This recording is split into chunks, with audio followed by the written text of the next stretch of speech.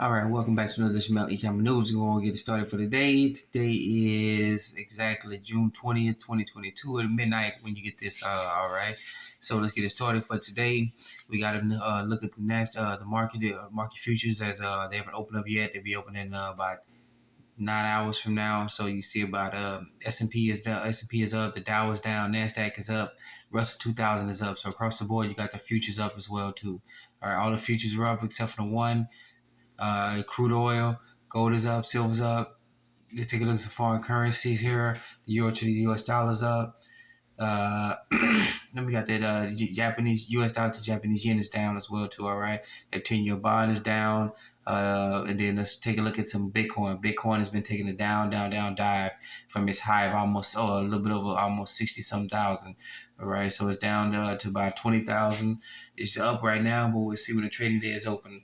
All right, be very wary about what's going on according to these numbers that are coming out.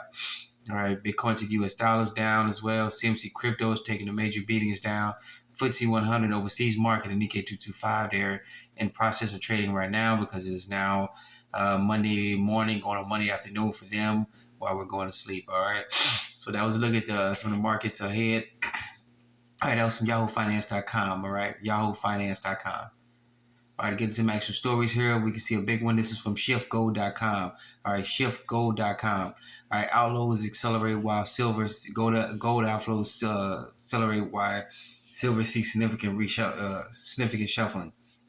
All right, as we continue to, because we monitor the gold, precious metals markets around the world, even the bullion banks and refiners. If you look at most commodity stock exchanges everywhere else where they sell bullion, all right, you see gold is being flying out of left and right. There's some people can't even keep gold; they having to go back to the mine, to the refiners. The miners are going to the refiners, saying increase production, have people work double, sometimes even triple shifts trying to get it out of there. And we see that they can't even keep precious metals in the market in their vaults anymore. It is now flying out that bad. And you see silver's flying out the door.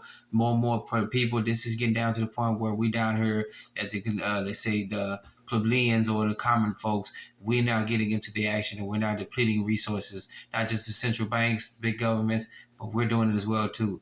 All right, so get in while you fit in. This is just our recommendation. Get in where you fit in. We're not financial advisors, so don't quote us on that. All right, but just get in where you can fit in. Get in while you can before next thing you know you wake up in the morning, sometime on a Monday morning or later or earlier, whatever day they want to go, and the gold has been revalued to $25,000 an ounce, and now it's too late to get in.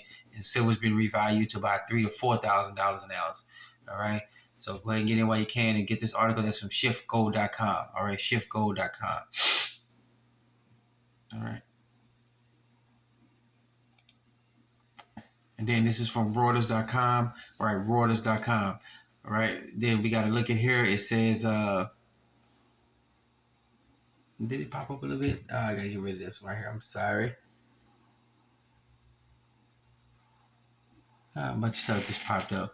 All right, basically says the Federal Reserve Governor Christopher Waller on Saturday became the latest U.S. central banker to pledge a whatever it takes approach to fighting inflation.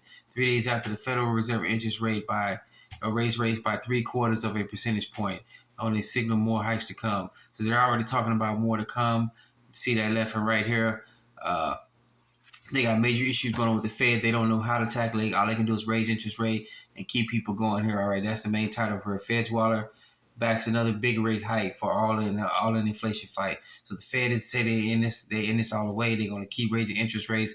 That is the key right there. That they're going to keep raising interest rates more and more to try to stem the tide. They don't want to jump it from let's say 0.75 or 1 point to next thing you know we're 10% inflation.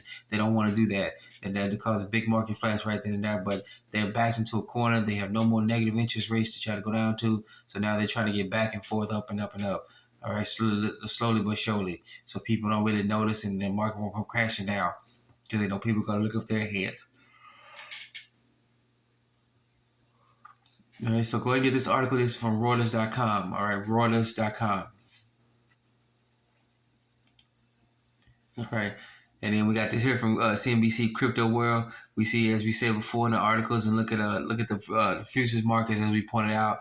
The Bitcoin took a nearly drop on Saturday 18th, it dropped in just below 17,800, and it's climbed back up as we can see. Let's switch back over and take a look at that one.